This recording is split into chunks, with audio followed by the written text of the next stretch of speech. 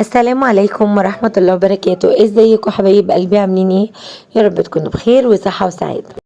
وحشتوني جدا جدا. الفيديو النهاردة طبعا عن اكل محدش بيختلف عليه. والفيديو ده يا حبايبي لقيته كده متداري في الاستوديو من روايح رمضان الجميلة. مش عارفة ليه، ازاي كنت ناسية الفيديو ده وما كنتش مسجلة عليه الصوت وما نزلتوش في رمضان.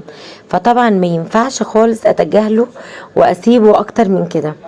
الفيديو ده كنت عاملاه في رمضان وحقيقي كنت ناسيه في الاستوديو، ما كنتش ممنتجاه ولا مسجلة عليه الصوت.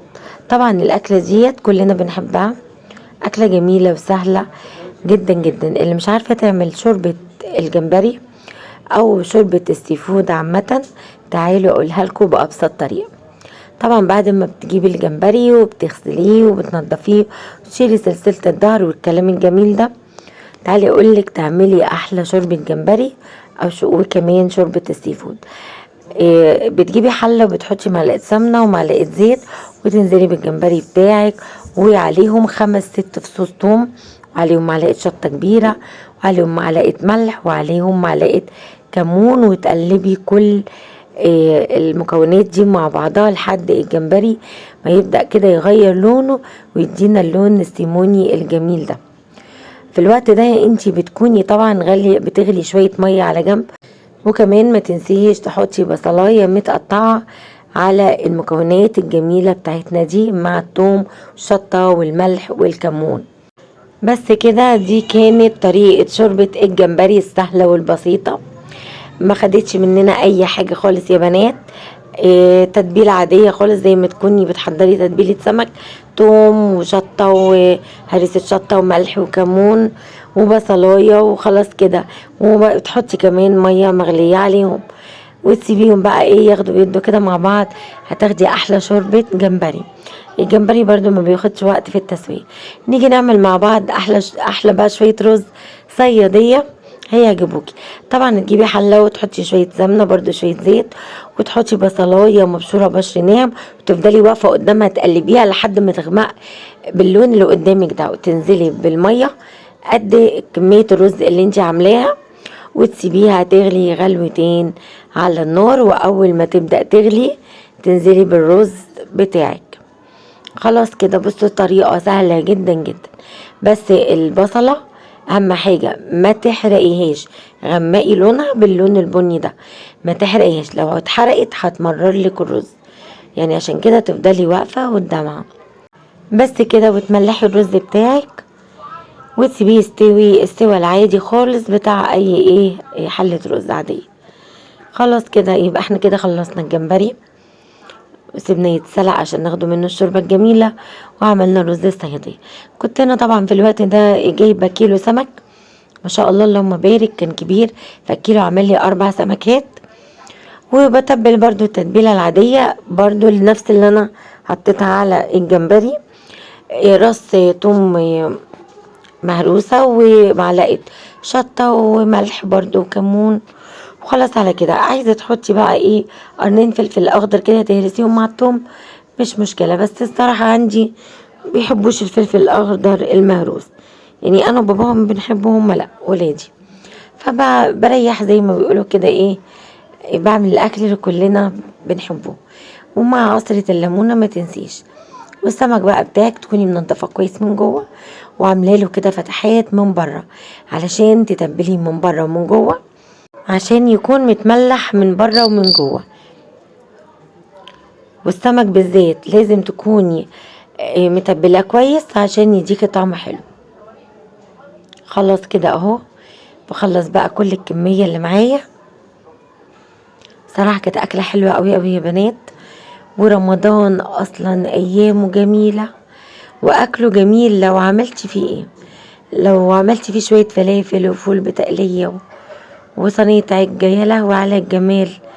صراحة فعلا يعني رمضان ايامه جميلة واكله جميل، روحانياته حلوة، تحسي بحاجات جميلة كده في رمضان.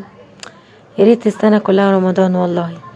وعايزة اقول لكم الخير اللي بيبقى في البيت الشهر ده، والخير اللي بيبقى في حياتنا كلها، مش بيبقى موجود طول السنة. يلا الحمد لله، ربنا يتقبل منا صالح الاعمال. طبعا بقى وقلية السمك معروفة، بتحطيه بقى ايه في الدقيق وبتسخني الزيت وتنزلي بالسمك بتاعك، واول ما ياخد اللون الدهبي طلعيه. نيجي بقى نعمل اهم واحلى حاجة في الاكلة دي اللي انا بحب اصلا اجيب الجمبري بسببها، ايه شوربة السي فود. شوربة السي فود ممكن تعمليه بالجمبري وتعمليه بالكابوريا وتعمليها بالسبيط، تعمليها بالسمك الفيليه، تقطعيه مكعبات الموجودة عندك، ما تأيديش نفسك وتغرمي نفسك. يعني انا كنت جايبه جمبري من الكبير، جبت برضو جمبري من الحجم الصغير وقشرته بقى، زي عارفين انتوا طولة البال، غسلته بقى كده وقشرته، نضفته كده، وقمت جايه قلت بقى هعمل بيه شوربه السي فود. شفتوا بقى جمال الجمبري، كنت بقى متبلاه نفس التتبيله بتاعت شوربه الجمبري وبتاعت السمك، توم وشطه وملح وكمون، وقعدت شويه في التتبيله محترمين.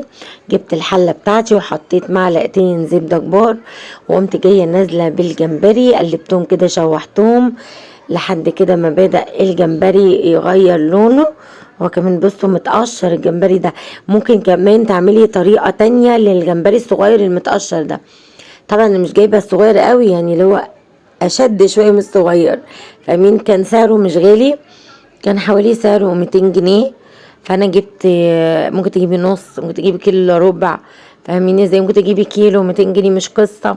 انا كنت جايباه بصراحه عشان الشوربه، فاهميني ازاي، عشان انا بحب شوربه السي فود دي مليانه جمبري. يا سلام، كل معلقه كده تبقى مليانه جمبري بس، وتقلبي وتتبليها وتنزلي بيها في دقيق وتنزلي في زيت سخن، هيديكي الجمبري المقرمش اللي هو ايه بيتعمل سندوتشات ده، بندفعه فيه قد كده. نيجي بقى لشوربه سي فود، عملتي ايه اللي نزلتي بيه دوت على الجمبري؟ معرفش الخطوه دي فين. إيه، بتنزلي بعد ما بتشوحي الجمبري في الزبده، بتنزلي بثلاث اربع معالق دقيق، تشوحيهم كده مع الزبده والجمبري، وبعدين نزلت بكوبايه لبن كبيره، هكتب لكم طريقتها في صندوق الوصف.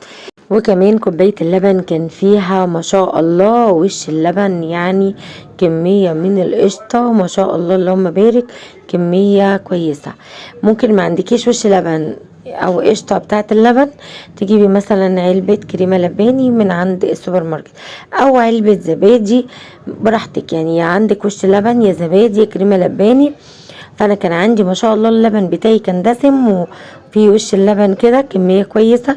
نزلت بكوباية كبيرة وعليهم 4 5 6 كبشات من شوربة الجمبري، ما شاء الله كانت خدت ودت بقى من طعم الجمبري، وهتديني احلى طعم والله العظيم يا بنات. كانت شوية شوربة سي فود يستاهلوا كده بقكم. اعملوا الطريقه دي براحتك بقى، ما تضغطيش على نفسك، يا تعمليها بالجمبري الصغير يا تجيبي الطبق المشكل من السي فود اللي شامل كابوريا وجمبري وسمك فيليه. انت برضو قدرتك خدي بالك، يعني تعرفي تاكلي ولادك احلى حاجه، وكل حاجه برضو في حدود امكانياتك، ما تحرمهمش وبرضو ما تضغطيش نفسك، فاهمين ازاي. بس كده، وده كان اكلي يومها، كان ما شاء الله اللهم بارك. السمك كان زي السكر، رز الصيادية كان زي العسل، وشوية الجمبري الحلوين دول يا سلام يا سلام على احلى كلام. واللي كانت بقى مغطية على الكل شوربة السي فود، او الشوربة بالكريمة او شوربة الجمبري. كنت عاملة شوربة الجمبري خفيفة العادية خالص اللي عملتها معاكم في اول الفيديو، وشوربة السي فود الجميلة دي اللي ممكن تستبدلي الجمبري فيها بالحاجات التانية قلتلك عليها، كابوريا وسمك فيليه ومعاهم برضو جمبري وحاجات بقى كده كتير. طبق ممكن بيتباع جاهز تلاقيه برضو في اي ماركت كبير. بس كده يا حبايبي، وشوية السلطة بقى يا سلام يا سلام على احلى كلام. بس اجمل ما في الحكاية الشوربة كانت مليانة جمبري.